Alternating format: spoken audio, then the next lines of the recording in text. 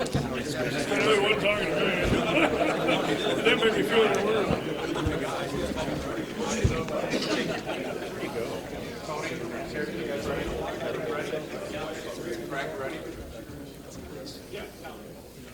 All right. Good morning. My name is Aaron Guernsey. I'm the business manager of Plumbers and Steam Fitters Local 137 and president of the Central Illinois Building and Construction Trades Council, representing thousands of working men and women here in Sangamon County. On behalf of my brothers and sisters in organized labor, we'd like to thank you for taking the time to come here today. You know we're here to discuss an important topic based on a wide variety of voices we have here today. Organized labor, Republicans, Democrats from both the Senate and the House, and our municipal officials. This coalition is here today to ask that not-for-profit plants operated by City Water, Light, and Power in Springfield and the Prairie State Energy Campus in Marissa be exempted for premature closures proposed in energy legislation being debated by the General Assembly. This will allow for a more responsible transition to a cleaner energy future that gives communities time to put in place new power sources, train and develop workers, keep utility costs stable, and protect grid stability. Combined, these two plants employ more than 1,100 workers and support an additional 1,000 skilled union tradesmen and women in good, high-paying jobs. If legislation is enacted to close these plants before the end of their useful lives, there will be devastating consequences. Energy policy is complex. All we're asking for is more time to make the transition to new energy sources in a responsible manner that protects workers and taxpayers. Now I'd like to turn this over to Mayor Jim Langfelder. Thank you, Aaron. Good morning, everybody. Thank you for everyone's involvement and interest in this life-changing state of Illinois energy legislation that will not only impact our cities, but also our state, our country, and our world. Springfield's City Water, Light, and Power has continually worked to serve our capital city and our residents with responsible, reliable, and affordable energy, while reducing its environmental impact. In 1980, it was Springfield, Illinois that first made the commitment to scrubber technology, utilizing Illinois coal, guaranteeing local jobs at the plant and in the mines. In 2009, CWLP completed Dolman Unit 4, which was built to meet the Obama administration's environmental standards. Dolman 4 is still one of the cleanest coal-fired units in the country. At the time of its completion, the city also purchased 120 megawatts of wind energy, representing 20% of Springfield's energy load, showing a strong commitment to green energy, which continues today with current and planned investments in solar energy. In the city's efforts to reduce carbon and look to a proper and responsible balance of reliable and sustainable electric resources for the foreseeable future, our two oldest coal-fired power plants of Dolman 31 and 32 were retired in 2020, and a third, Dolman 33, will be retired by fall of 2023. These retirements represent a 2 million ton per year greenhouse gas reduction and meet President Biden's administration's goals of reducing greenhouse gas emissions by at least 50% of 2005 levels by the year 2030. Only CWLP has achieved this 7 years ahead of schedule. Our Springfield City Council, and today we're represented by Alderman Hanauer, Alderman Donlin, Alderman Redpath, and our current star, Alderwoman Doris Turner, now Senator. We appreciate your great work as well, and everybody on the City Council with regards to improvements to CWLP upgrades, such as closing our ash ponds. We established an environmental fund a few years back to meet that goal and other goals with regards to changing our environment for the betterment of everybody. Springfield is already doing the right things to transition to a zero-carbon future, including constructing a community solar project in our Harrison Park neighborhood, implementing a net metering program in cooperation with our local solar vendors that resulted in a record number of rooftop solar installations in 2020, and working towards a local 100 megawatt replacement energy project that will bring a substantial amount of low-cost renewable energy to our city and our residents. Our staff has also been active in assisting the University of Illinois and the U.S. Department of Energy on furthering science on ways to reduce CO2 through a $47 million U.S. EPA grant to study carbon capture testing project at Dolman 4 and $20 million in support from our state legislators and Governor Pritzker. The University of Illinois will show successful carbon capture on a larger scale. This game-changing energy project will bring affordable CO2 capture technology to the energy and manufacturing industries worldwide, creating tens of thousands of jobs while obtaining a proper and reliable source of balanced energy resources to reach our goal of net zero carbon emissions. To put things in perspective, Springfield's friendship city of Jining City, China, has over 30 coal-fired power plants, allowing the U.S. EPA, State of Illinois, University of Illinois, and City Water, Light and Power Dolman 4 CO2 capture project to continue into the 2040s will open up new economic markets that could expedite the reduction of carbon emissions in other countries like China, exponentially improving the environment worldwide while creating and retaining jobs in America. I'd like to thank our local representatives, Senator Doris Turner, Senator Steve McClure, Representative Sue Scheer, Representative Tim Butler, Representative Mike Murphy for their bipartisan support in the General Assembly to bring attention to these issues that face Springfield and communities throughout the state. Now I'd like to turn the podium over to our Chief Utility Engineer, Doug Brown. Thank you, Mayor. Good morning. Thank you for this opportunity to address you today on behalf of our customers, the citizens, the businesses of Springfield, and our many dedicated employees at City Water, Light and Power. And as you've been hearing, the proposed energy legislation has many detriments for utilities like ours, as well as for many other municipal utility-owned operations and co-ops serving smaller communities throughout the state. As you've heard our mayor say, we have already put Springfield on a path to a cleaner energy source. We've shut down our oldest generators. We've made investments in wind and solar, and we'll continue to do so. We have a fantastic pilot of carbon capture technology that could be the game changer for the power plant industry as well as manufacturing around the world. We have governance by a mayor and a city council. We have our own rate making and our own environmental projects fund. But here we're facing a new line of mandates and directives through this new energy legislation. Many of these proposals are misguided of the actions we are already doing for CWLP, and most of the promised benefits do not guarantee a return to our city. In fact, a lot in this legislation will actually cause harm to electric customers in the city of Springfield. What we do need, if there is to be new energy legislation, is the insight to see that prematurely shutting down two of the newest and cleanest coal plants in the country that serve as reliable baseload generation and downstate is a bad idea. It's plants like Dolman 4 and Prairie State that are needed to bridge the gap to help Illinois transition responsibly to a zero-carbon future.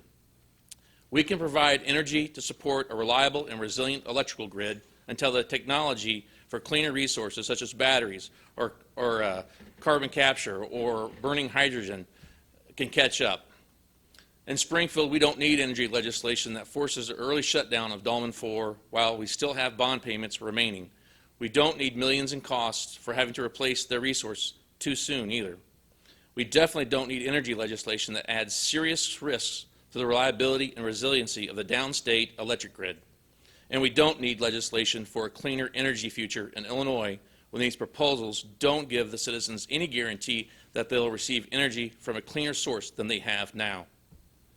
There are a lot of problems I'd love to talk about, so please let me just go over a few more. So we want to make sure that our state leaders and our communities understand these issues. First, the 2035 as a mandatory closure date for Dolman 4 is very problematic for Springfield.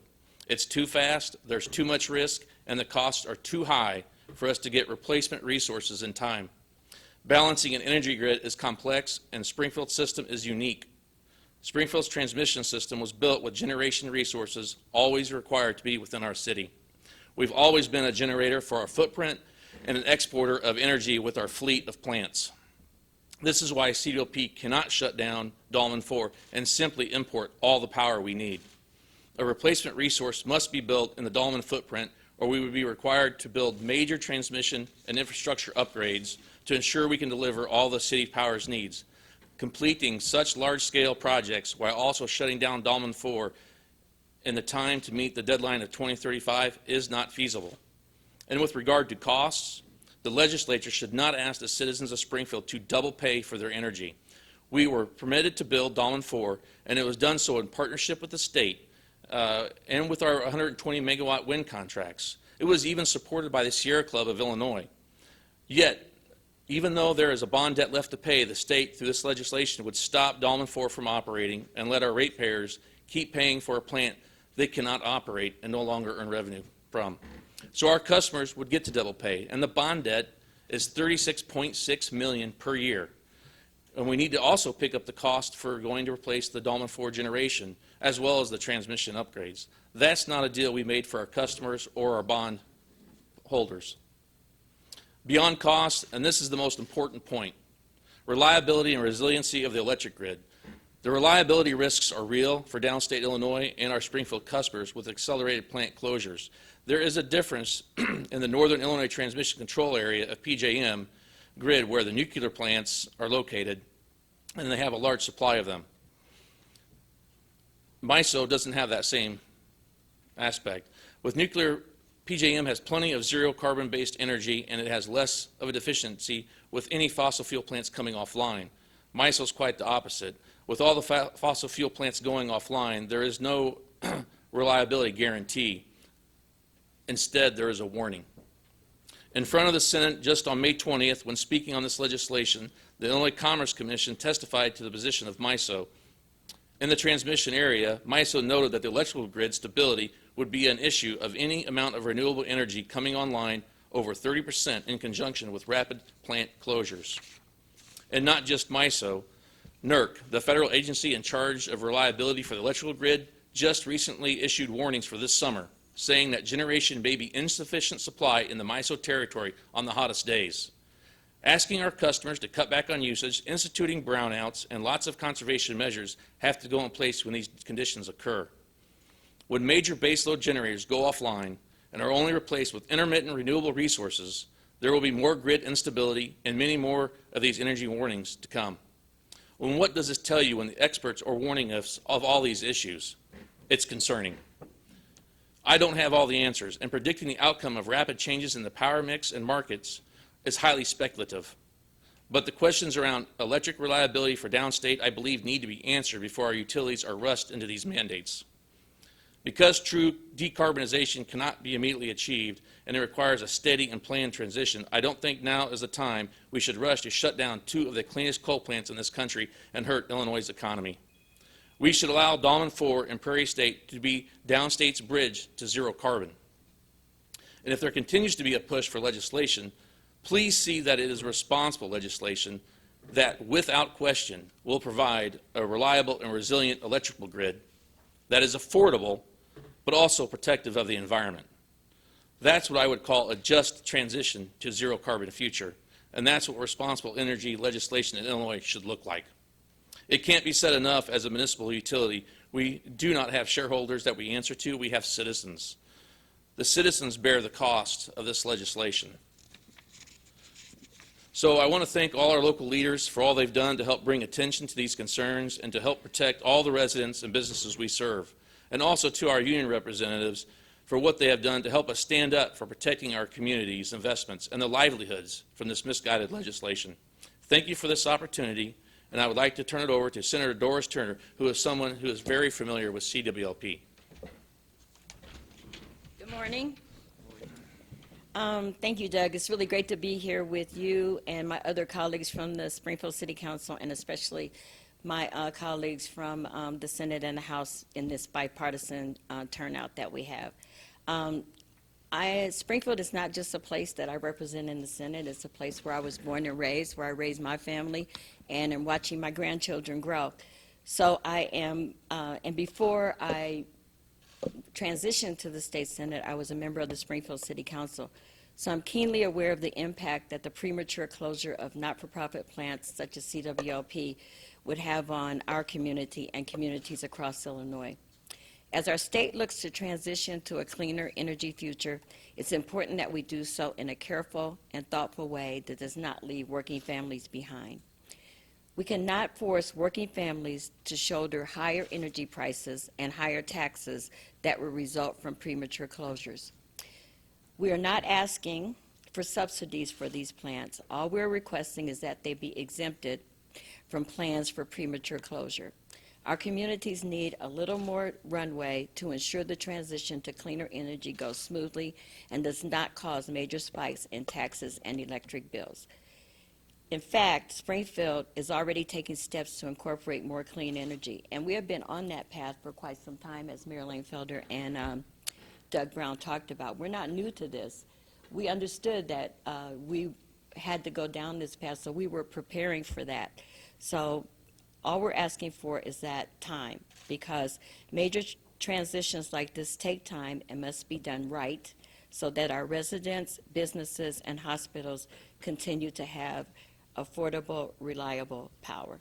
So thank you for giving me the opportunity to speak, and now I turn it over to my colleague in the House, Representative Tim Butler. See, we do have a sense of humor around here. We can work on bipartisan issues. So thank you. Thank you, Senator Turner, and really thank you to all my colleagues. Thank you, Mayor, for your leadership in this, and really thank you to Local 137 for hosting us here today and having everybody here showing what a great coalition we have to save CWLP and save Prairie Generating, our municipally owned utilities and our co-ops. My name is Tim Butler. I'm a state representative from the 87th District. I live here in Springfield. And I'm also a member of the House Energy Environment Committee and the House Public Utilities Committee. And the reason I've asked to be on those committees is for two reasons. One, to advocate for the interests of my municipally owned utility, CWLP, and to look out for the interests of the electric co-ops that we have in the state. I have Corn Belt Energy as well as Menard Electrical Co-op in my district. And these are the little guys. Our municipally owned utilities, our electrical co-ops are the little guys that are fighting to make sure that we have power, that we can turn on the lights every day. And we have a wonderful facility here in Springfield that we've made big investments into Dolman 4 in the past decade to provide reliable energy to the people of Illinois. And yes, renewable. That was part of it as well when we did Dolman 4. It is vital that we protect these assets that we have to the state of Illinois to provide the power, especially in downstate. Our citizens have made the investment, the smart investment in these facilities, and we need to make sure that we see them through to their logical lifespan and make sure that our citizens, our constituents, are not paying twice for their power. Something has been lost in the negotiations over this bill, and I'm really concerned as a member of these two committees that the interests of our municipals and our co-ops have not been listened to in these negotiations because they provide tremendous power to the state of Illinois. Our electric co-ops have electrified rural America for over a century now, and they rely upon the Prairie Generating plat. CWLP has done great things to the city of Springfield. It's an asset to this community, and we've invested in it to make sure that we have power, reliable power, in the city of Springfield. And that comes from the base load capability that we have with these coal-fired power plants. My district, the 87th District, is probably the most diverse energy district in the state. And that I get a little frustrated with my friends up north who don't understand. My district contains CWLP. The coal mine for the coal for CWLP is in the district that I represent. I have 300 megawatts of wind in the district I represent. I have a brand new solar array going in Logan County, and I'm 10 miles away from the Clinton nuclear power plant. That is the energy mix that we need in the state of Illinois, and it includes coal. It includes coal as we transition. We don't have our heads in the sand. We all want to transition to renewables. We all want to transition to that economy. But I want to make sure these guys still have a job. I want to make sure that 200-plus people at the coal mine still have a job when we get out on the other side of this. And that's what we're up here fighting for, is the little guy. That's what this is all about. And I urge those people negotiating the bill and the governor to listen to the interests of downstate. Doug hit on it really well. MISO, which is the downstate market for energy, is a net importer of energy today. We are importing energy from out of state today. And where's that energy going to come from if we close down Prairie and if we close down Dolman 4? It's going to come from coal-fired power plants in other states. That's where it's going to come from. So we need to be smart on this. We need to do it the right way. We need to transition properly, and we need to make sure that we take care of the little guys when if there's a bill to be had on this. So with that, I will turn it over to my good friend, Representative Charlie Meyer from Oakville, who represents the Prairie Generating Plant.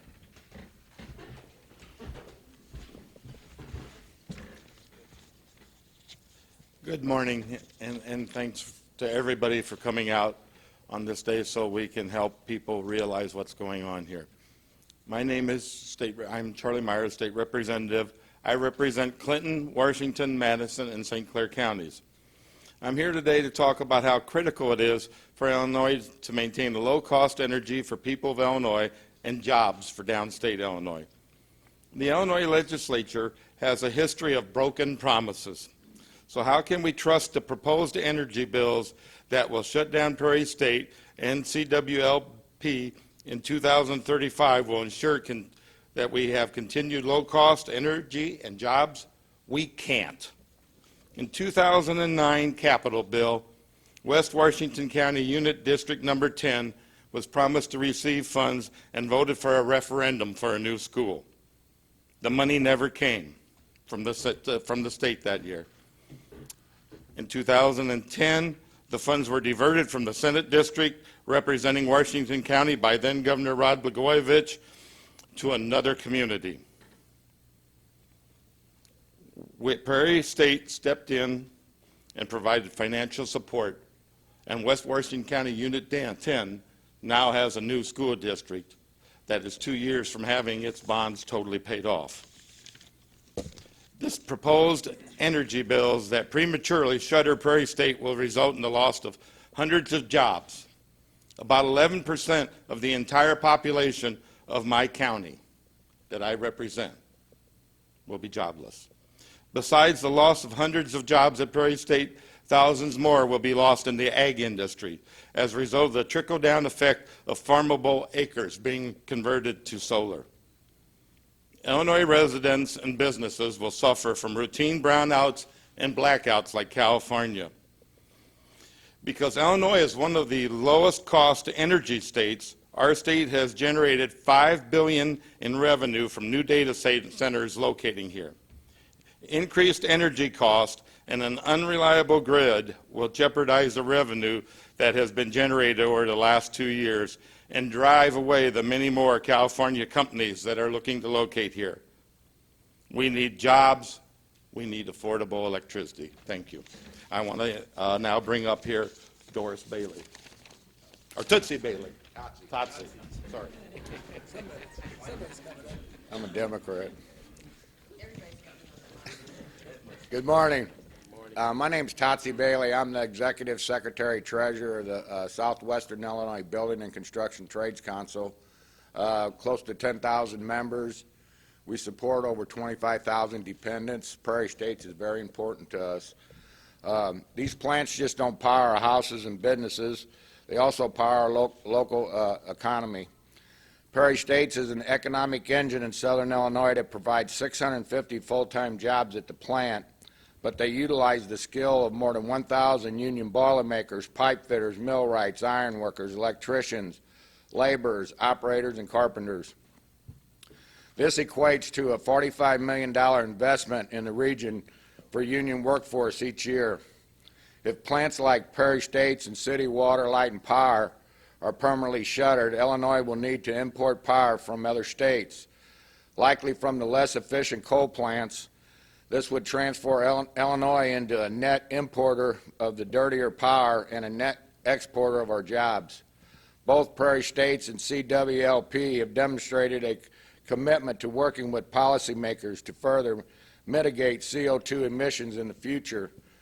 Legislators must develop and support policies that recognize these plants' unique roles as a bridge to a cleaner and more reliable energy, or risking losing a valuable energy resource along with the reliability of economic value it provides. Working families cannot afford to lose these jobs, only to turn around and immediately be asked to pay higher electric prices. And as Representative Meyer said, the community around it would lose restaurants, stores, gas stations, the mom and pop shops. It would devastate all them families too. Thank you.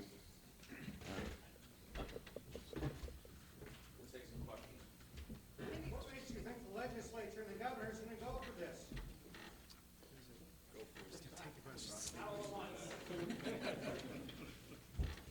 Look, these discussions and negotiations have been going on for a long time.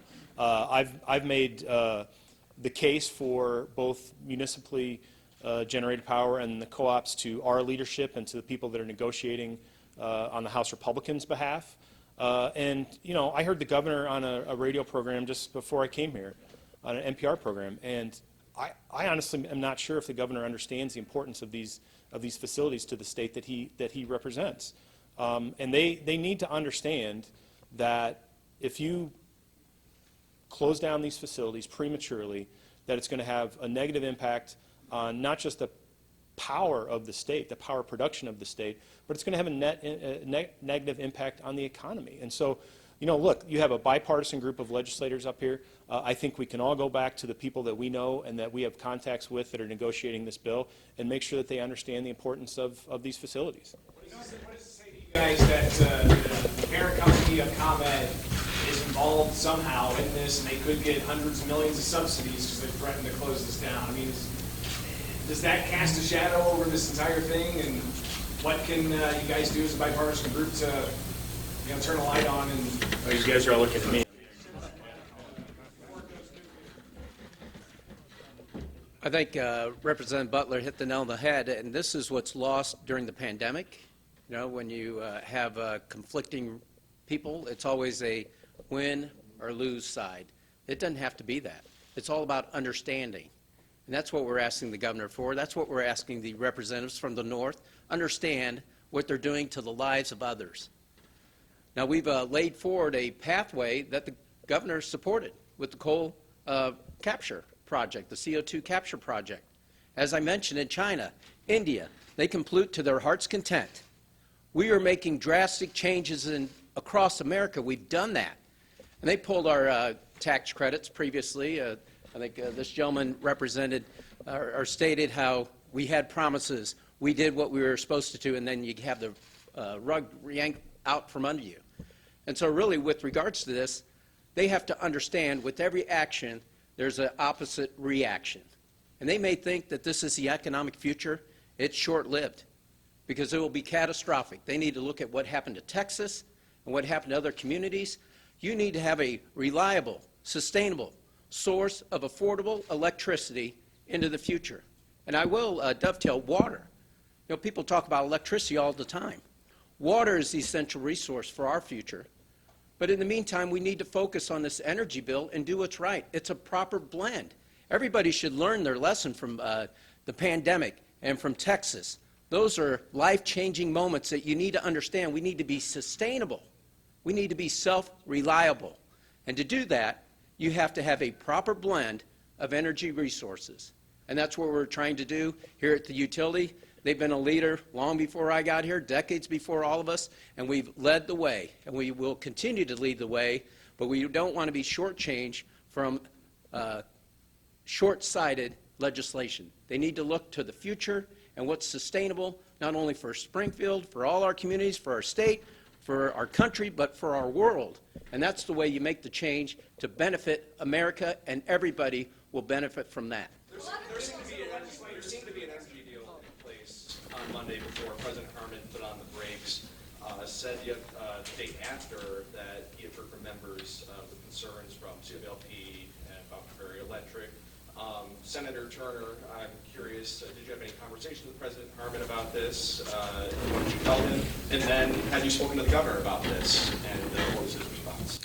I will tell you that I came into the caucus in the beginning of February, and I will tell you that since I have been a member of the caucus, there have been ongoing discussions within about the energy bill and other things as well. And President Harmon has always fostered a very opportunity to have very open, honest discussions, and he takes all of those discussions into consideration. And so I will tell you that within the caucus, we have had discussions about the impact that certain parts of the energy bill would have on all of our communities. So, and it wasn't just me that was speaking up about those. My colleagues from across, Illinois have been speaking up on them. And so I trust that President Harmon has been interjecting those ideas and concerns when he has been in discussions about the energy bill. And I truly believe, because of the way that he presides over the caucus, that before there is a bill that's put on the floor for a vote, he will bring that back to us, and we'll have a second opportunity to talk about it and see where we are. I think that, and no one up here is trying to be evasive, but I think that everyone has to understand that there are very sensitive, ongoing negotiations with regard to an energy bill. And I don't think any of us wants to be premature to talk about, what we will or will not, go for in that bill. So I think that we have expressed our concerns. We've done that within our own caucuses. I'm sure Representative Butler has done that within his caucus. We've done it here in a very bipartisan way. So, those concerns are going forward, and I truly believe that our voices are being heard. A lot of people in that energy working group told me that they believe there was a deal to help these communities with municipal-owned plants or who have contracts with Prairie State. And, they feel as if this is like an 11th hour attempt. The 2035 year was not a secret. And the governor told me yesterday that was a compromise out from the original 2030. So why, and you could have held pressers outside the Capitol like the labor folks did for nuclear. You could have done a lot of things. Why now? Well, I would say that a lot of us have advocated for municipally owned utilities and cooperatives for a long time. And you can go back and look at my track record in hearings throughout the past 6 years where I've advocated for these modes of generation. And so I think I would ask the reverse question as to why people who are negotiating an energy bill do not understand the diversity of energy production in the state of Illinois. And that concerns me, like I said earlier. I don't think they understand the diversity of energy production in Illinois. Representative Murphy and I, along with some of our colleagues, met with Leader Durkin to make sure that our team was up to speed as to the importance of both the munis and the co-ops. And these are, energy is a complex, this is a complex topic. And that is why I think it's important that we all advocate to make sure that people know what the issues are. But if the people who are negotiating this bill do not understand the importance of our reduced coal fleet in Illinois, look, 2 years ago, the transportation sector in Illinois surpassed the energy sector as to the highest sector that produces greenhouse gases. So our coal plants are actually less than the transportation sector when it comes to greenhouse gases in Illinois. That's not, we're not hearing discussions about that per se. And I would say beyond that, look, I voted for FEJA 4 years ago because I believed in the importance of it. I believed in the importance of the Clinton nuclear power plant. I believe in the importance of making sure that we have a strong renewable energy. I believe the nuclear fleet is important and it needs to be part of the mix. But the folks negotiating this bill need to understand that these two coal plants especially and the impact that they have on our state from the northeast corner of the state down to southern Illinois. We power people across the state with these two facilities, and those folks need to understand the importance of it. What would be the economic impact on kilowatts per hour when we're talking about low cost, present day use of coal versus if we go with the other proposals? What would be the economic impact on consumers, on retirees, on businesses as far as their cost of electricity? Well, just as I was saying earlier, it's and as Representative Butler just stated too, it's a very complex issue, and trying for the city of Springfield to all of a sudden import all of its power, you're looking at a massive amount of transmission upgrades that would be needed. Then you have to turn around and buy all those energy resources. We're all going to be competing for the same renewables, right? So that means when the demand outpaces the supply, prices will increase. We're already seeing that in the market for renewable projects. They're starting to increase already. They should be going down, but they're not, because we're mandating closures that they all know that we're all going to be going after renewables, right? So it's kind of going in the opposite direction. It's going to cost our customers even more money for this to go forward like this in this manner when we're going so fast. We had Australia went down this road in the name of green energy and saving, ozone or whatever. And the point is, it destroyed people's economies so that retirees couldn't afford to turn their lights on anymore, or could only cook once a week. Are we facing a future that would be similar if the current energy bill went through?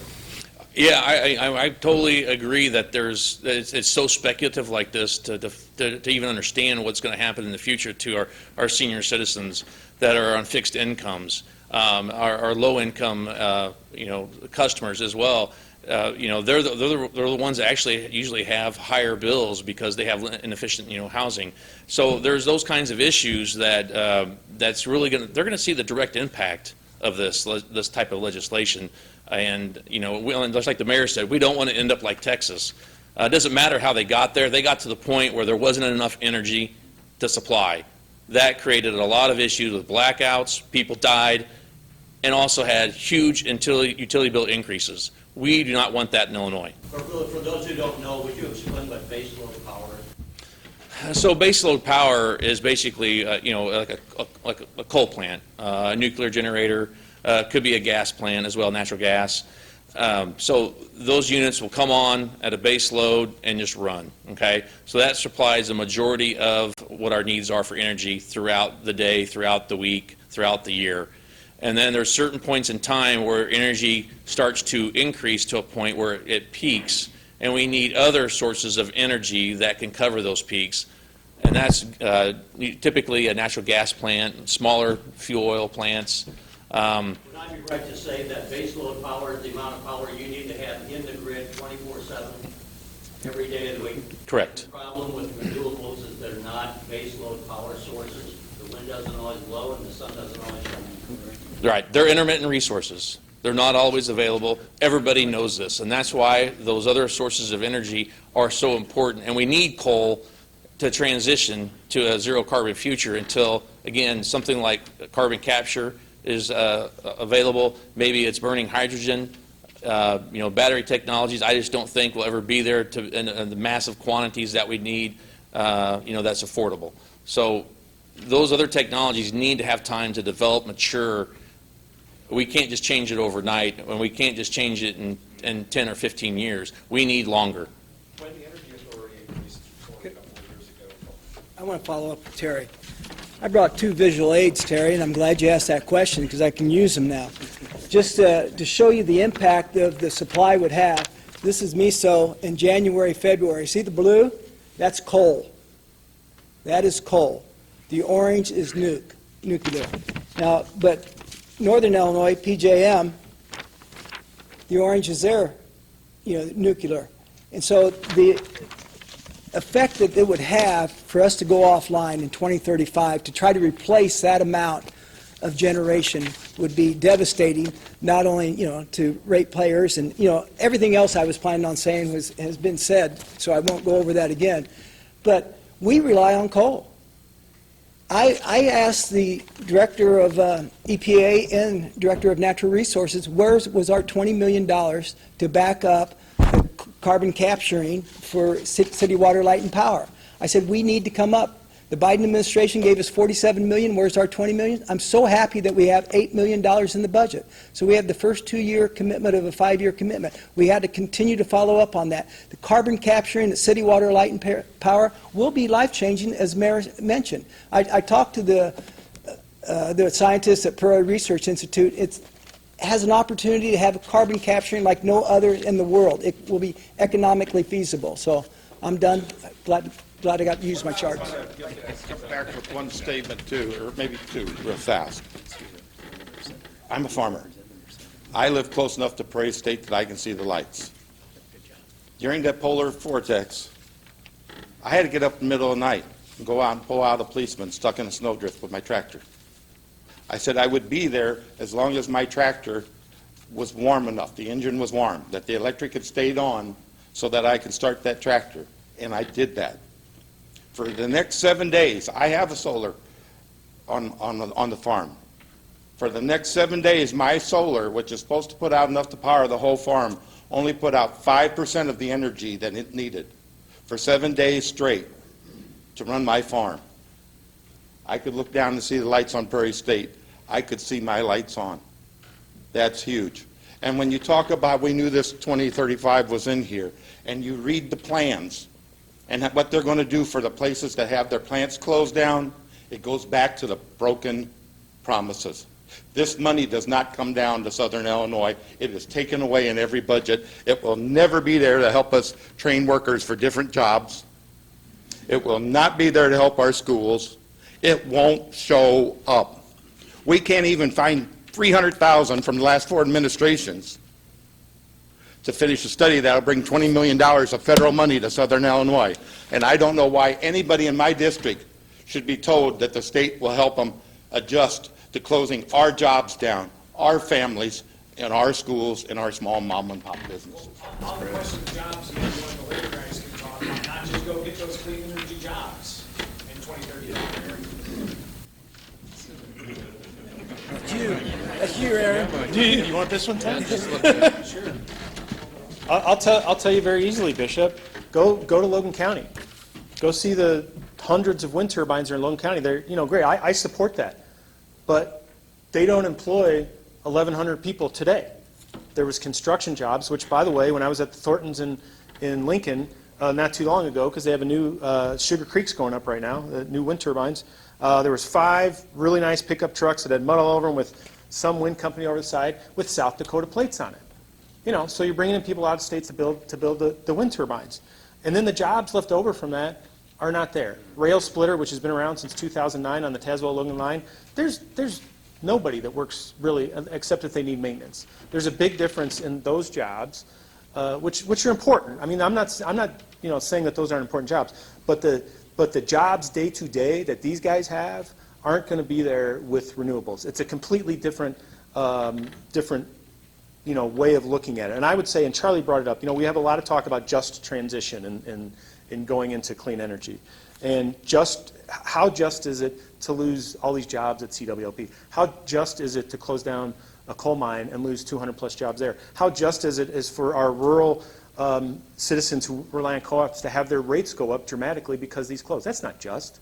And so look, I'm all for renewables, but we got to transition to it right, and we got to make sure that these guys have jobs, because they're not going to be in the renewable field. Not all of them are going to be in the renewable field. We're going to have to find other ways to do it. So, from what we're hearing in the State House is they can come back in 2 weeks or so and pass something, right? I know Senator Harmon said that not all of his members are going to be able to vote for it, but it seems like there's some kind of agreement that's being put in bill form. What are you guys going to do here, other than just holding press conferences, to get across to somebody who's got an ideology of closing down coal by 2035 or else?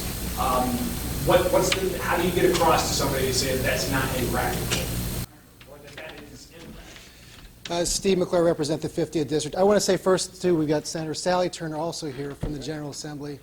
But I do sit on the Energy Committee, and I think, Greg, really that happens behind the scenes.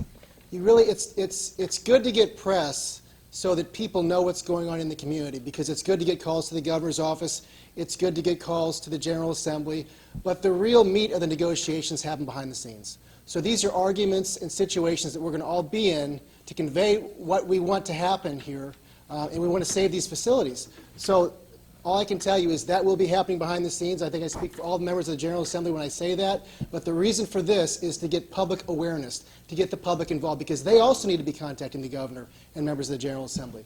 We can all work together to do this for something that makes sense, because our main concern is these jobs, reliable energy, and our taxpayers. We can do this, and we can go towards a cleaner Illinois, but we need to do it in a way that makes sense. And we can do this if we all work together, which is all what we're here to do. Just one clarification, if I may. Sorry, Evan Wooding, business manager, steam fitters in Peoria, Illinois State Pipe Trades Association as well. You're talking about replacing careers with a job.